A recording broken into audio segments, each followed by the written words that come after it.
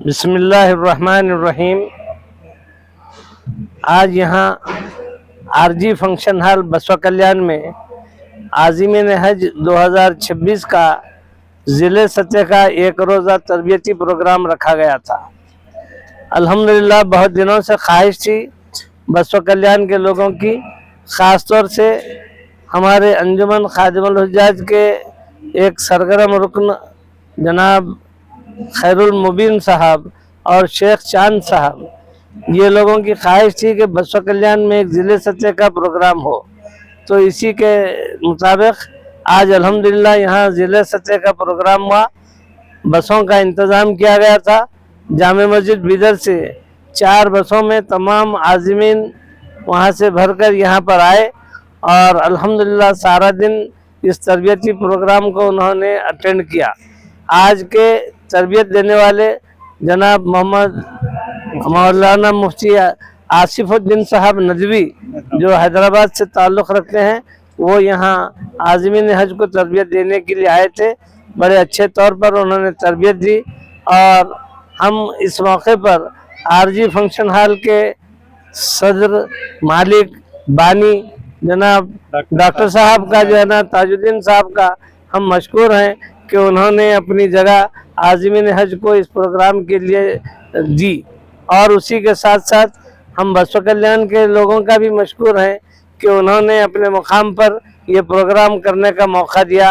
اور قابل مبارکباد ہیں خیر المبین صاحب اور ہمارے چاند پاشا صاحب جنہوں نے یہ پروگرام جو ہے نا آرگنائز کیا۔ میں تمام عازمین حج سے کہنا چاہتا ہوں کہ اس طرح کے جو پروگرام ہوتے ہیں آپ لوگوں کی تربیت کے لیے بہت ضروری ہوتے ہیں۔ ایسے جتنے بھی پروگرام انجمن خادم الحجاج کی جانب سے ہوں گے ان کو آپ اٹینڈ کیجئے۔ ہر پروگرام میں آپ کو مزید معلومات ہوتی جائیں گی اور آپ کا سفر حج آسان ہوگا۔ اللہ سے دعا ہے کہ اللہ تبارک و تعالی آپ کے سفر حج کو آسان کرے اور آپ کے حج کو قبول فرمائے، اور آپ لوگ بھی گزارش کرتے ہیں کہ ہم تمام کو اپنی دعاؤں میں یاد رکھیں۔ اس سال بیدر ڈسٹرکٹ سے کتنے حاجی کا جانے کا 307 حاجی ضلع بیدر سے جا رہے ہیں الحمدللہ، اور حج انسپیکٹر جو ہے نا وہ 9 ہیں،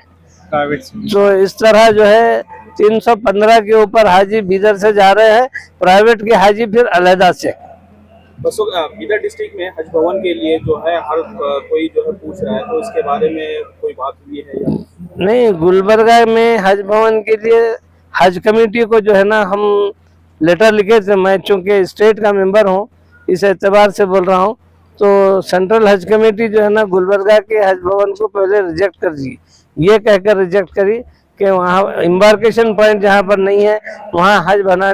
بھون بنانے کی کوئی ضرورت نہیں ہے۔ لیکن اس کے بعد چونکہ وہ جناب خمر الاسلام صاحب کا بڑا تقاضا تھا وہاں حج بھون بنانے کا، تو ان کی اہلیہ محترمہ